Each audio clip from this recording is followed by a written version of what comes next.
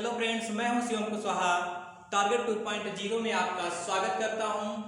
दोस्तों, आज हम स्वरों के वर्गीकरण की चर्चा करने वाले हैं कि स्वरों का वर्गीकरण किन किन आधारों पर किया जाता है। तो आइए देखते हैं कि स्वरों के वर्गीकरण के आधार क्या क्या हैं।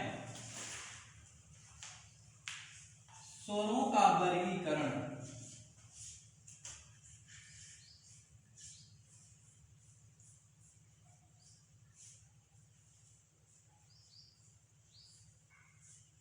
स्वरों के वर्गीकरण की अगर हम बात करें तो स्वरों के वर्गीकरण के चार प्रमुख आधार हैं। तो आइए हम उन आधारों को देखते हैं। तो पहला आधार है आपका मात्रा के आधार पर।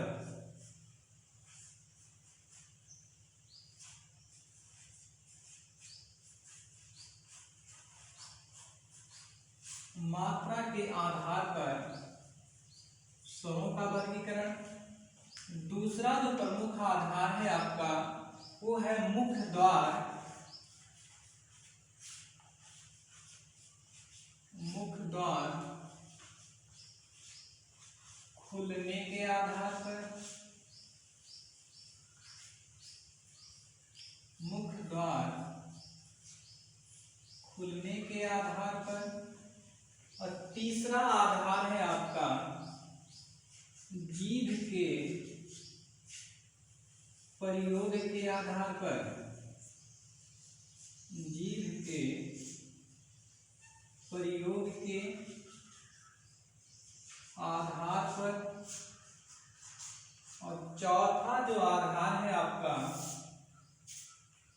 वो है ओष्ठाकृति के आधार पर। ओष्ठाकृति के आधार पर। ठीक, तो ये चार प्रमुख आधार हैं आपके स्वरों के वर्गीकरण के। पहला आधार है मात्रा के आधार पर। दूसरा है मुख द्वार या मुख विवर, बुक्कल कैविटी के खुलने के आधार पर। और तीसरा है जीभ के प्रयोग के आधार पर। और चौथा आधार है आपका ओष्ठाकृति के आधार पर। तो पहला जो दोनों आधार है ये एग्जाम्स के पॉइंट ऑफ व्यू से बहुत ही इंपॉर्टेंट है। तो आज के इस वीडियो में हम मात्रा के आधार पर स्वरों के वर्गीकरण की चर्चा करने वाले हैं। तो आइए देखते हैं कि मात्रा के आधार पर स्वरों का वर्गीकरण किस प्रकार किया गया है।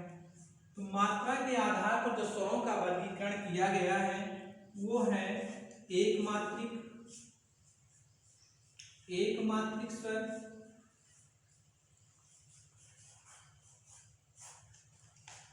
दूसरा प्रकार है द्विमात्रिक स्वर,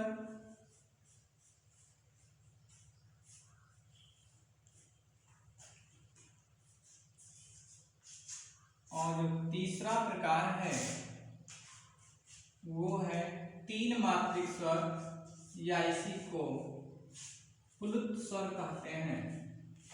ठीक, एक मात्रिक स्वर, द्विमात्रिक स्वर और प्लुत स्वर। ठीक, एक मात्रिक स्वर कहने का मतलब इन वर्णों के उच्चारण में एक मात्रा का समय लगता है, उन्हें एक मात्रिक कहा जाता है। कितना समय लगता है? उच्चारण में एक मात्रा का समय लगता है। एक मात्रा का समय लगता है। ठीक, इसके उच्चारण में दो मात्रा का समय लगता है।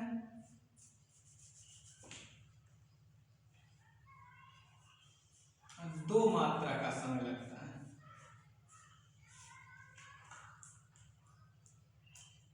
दो मात्रा का समय लगता है।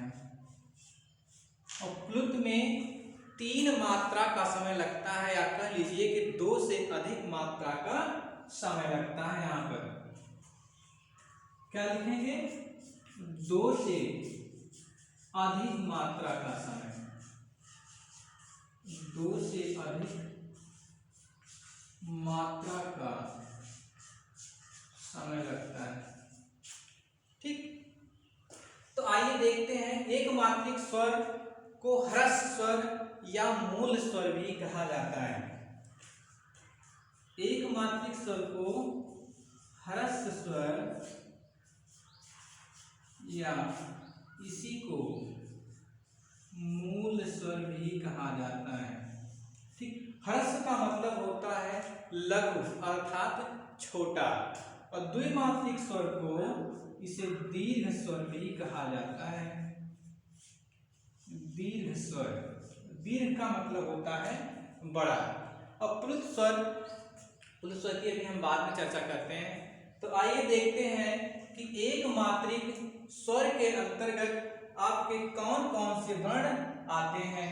तो एक मात्रिक स्वर के अंतर्गत या ह्रस्व स्वर या मूल स्वर के अंतर्गत आपके ह्रस्व आ, ह्रस्व ई, उ और री, ये चार वर्ण आपके ह्रस्व के अंतर्गत आते हैं। दीर्घ स्वरों की अगर हम बात करें तो इसके अंतर्गत आ, ई, उ, इन्हीं मूल स्वरों का दीर्घ रूप। ठीक है, री है, री का भी दीर्घ होता है लेकिन वो संस्कृत में होता है।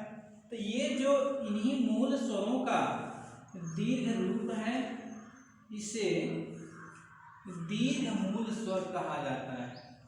क्या कहा जाता है? दीर्घ मूल स्वर।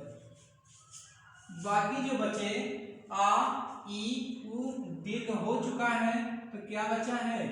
ए, ऐ, ओ और औ। ठीक, ये सब मिलकर आपके दीर्घ स्वर कहलाते हैं। क्या कहलाते हैं? दीर्घ स्वर कहलाते हैं। अब बात हम करते हैं प्लुत स्वर की कि प्लुत स्वर क्या है। प्लुत स्वर का प्रयोग नाटकों और संवादों में किया जाता है। यहाँ पर क्या होता है, जैसे किसी को पुकारना हुआ तो आवाज को थोड़ा खींचते हैं, है ना। नहीं, यहाँ पर दो से अधिक मात्राओं का समय लग रहा है। जैसे आपको पुकारना है राम, तो राम को आप पुकारते हैं तो राम, है ना। रा के बाद थोड़ा सा आप सांस को खींचते हैं, ओम बोलते हैं ना, तो क्या कहते हैं? ओम। क्या लिखा जाता है? अगर हम इसकी बात करें, अगर आपको ओम लिखना है ऐसे लिखते हैं ओम। राम, राम की अगर हम बात करें, ठीक, देखिए इसको पढ़ेंगे आप ओ के बाद ओम, तो यहाँ पर सांस को थोड़ा सा खींचते हैं, राम बुलाते हैं राम, है ना। तो यहाँ पर भी सांस को खींचा जा रहा है। तो अंग्रेजी के यस आकार का होता है, ये क्या कहलाता है आपका? ये प्लुत स्वर है आपका। ठीक, तो आज के इस टॉपिक में, इस वीडियो में बस इतना ही। नेक्स्ट टॉपिक में हम बात करेंगे मुख द्वार के खुलने के आधार पर स्वरों के वर्गीकरण की, और फिर जीभ के खुलने के आधार पर, जीभ के प्रयोग के आधार पर स्वरों के वर्गीकरण की, और ओष्ठाकृति के आधार पर स्वरों के वर्गीकरण की। तो स्क्रीनशॉट आप लेना चाहें तो ले सकते हैं। धन्यवाद।